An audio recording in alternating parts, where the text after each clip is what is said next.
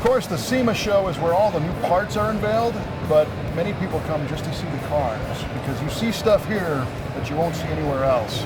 And I'm here with Dave Eckert right now, and this unbelievable adaptation of a Supercar 69 Mustang? Correct, 69 Mach 1.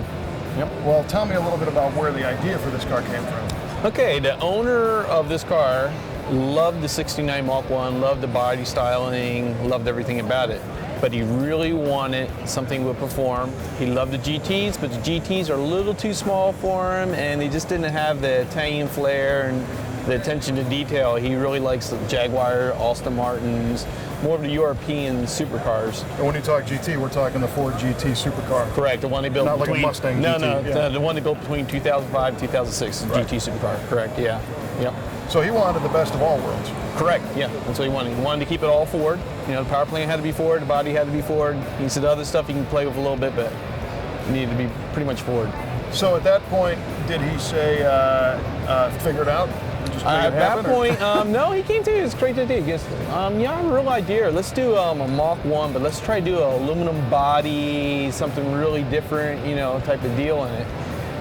He was pretty open, and you know, and then he came up with the concept. I could even go for something like a mid-engine or something like that. So that's where we came up with the concept of this car. So we're looking at an original Mustang with a GT supercar driveline transplant, but there is so much more. Oh, correct. Yeah. The car, you know, the GT super plant was hard enough to get into the car, but the other thing is the car had to handle, had to perform. We're building a car that's like the high-end exotics out there, so we needed something that wouldn't just look good, but it has to be able to keep up and perform as well, if not outperform the best exotics out there. So okay, well, the original 69 Mustang platform is a real long nose, short deck, little weird balance, and now you're going to put the engine and trans in the rear or the mid of the car.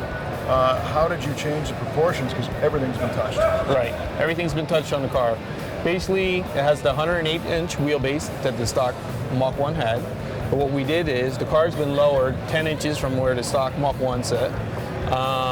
10 inches? Yeah, 10 inches. The roof's been moved forward 2 inches and dropped 2 inches to give it the look we needed. Shorter deck. Right, Yeah, shorter deck. hood, The car, it's 8 inches wider than what the original one was. Again, we needed that track width of all the supercars, all have the track width. Yeah. We needed to have it for the balance and for handling, so.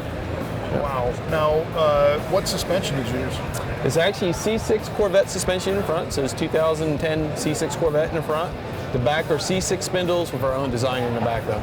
Okay. And tell us about that Ford GT engine. The Ford GT engine came out of a wrecked GT. Is it the 5.4 liter? It's the 5.4 liter, came out of 2006 GT Supercar, had 200 miles on it, bought the whole powertrain out of it, and then incorporated it into here. Of course, we didn't just leave the GT motor alone. Right. We had to do upgrades on it, so. Yeah. What'd you end up doing? Well, we ended up doing tune up and. Basically what we ended up doing, we put a 4-liter supercharger on it. Oh wow. We put Lamborghini throttle bodies on it. What that allows us to do is drive by wire control. So it has a Motec 8 computer system in it, so we can literally dial the horsepower anywhere from 600 to 850 horsepower, 20 clicks on the dial, so we can actually play with that. Cool is that? Plus full traction control. Well, in addition to just getting the engine back there, this had to be serviceable and you had to be able to reach it. So is this Correct. a hatch now? Yeah, that's a hatch. It opens up just like the Ford GT did. The whole powertrain drops out of the bottom of the car. Exhaust, everything stays on, just comes right out. Put on a lift, the motor comes right out. So, How do you keep it cool?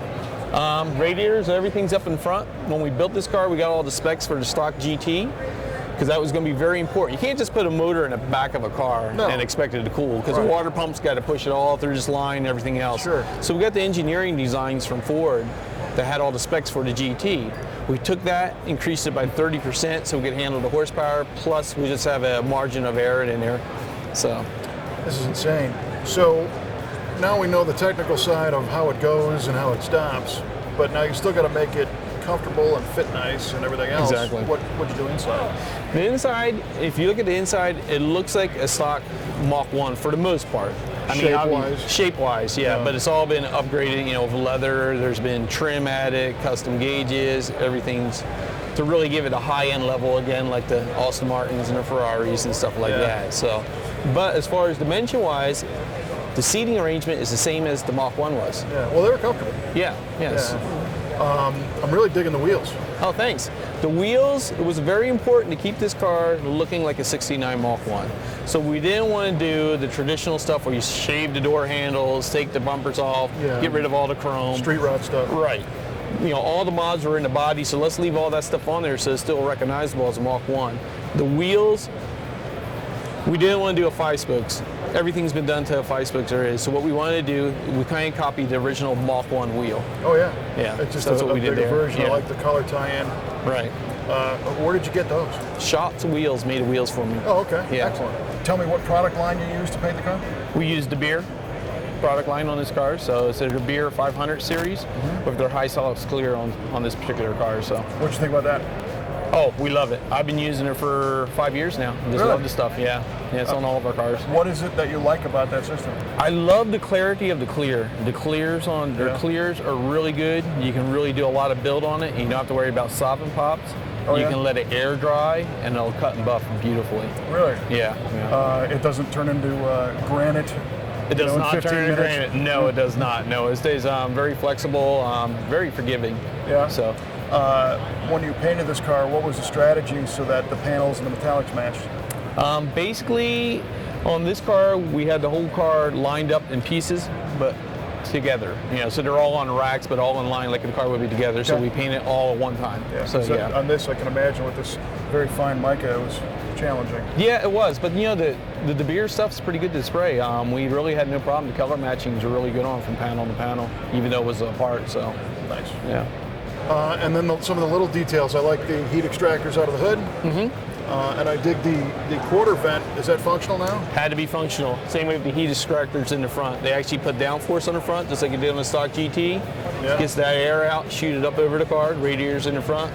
The side vents here, they're to get air into the back engine compartment. Yeah, because I bet it gets hot back there. Right. The challenge was with those, though, how much air are we going to get into that engine compartment? The car's capable of going over 200 miles an hour with the horsepower and the gearing and everything else. So they are electronically controlled by speed with the Motec system. So they open up, you get going over 100, they start cutting down. Control the air going in the back so you don't blow the back window out. Man, it's phenomenal. How long did it take you guys to put this thing together? This is a 3-year build. Yeah, easily. Wow, I'm impressed. Yeah. Phenomenal job. I guess some other people here at SEMA liked it. Yeah, the crowd takes it up. They love the car, so. I see a ribbon. Yep, won Mother's Shine Award, so one of their. That's insane. Yeah. Well, excellent job. Good for you. Thank you. Very cool to see a custom adaptation that didn't go horribly wrong. I mean, this looks like it works and it fits and it like it belongs, like it was done by Ford. Oh, I appreciate that. That was the whole goal behind the car, so that's a big compliment coming from you. Thank you. Nice job. Thanks.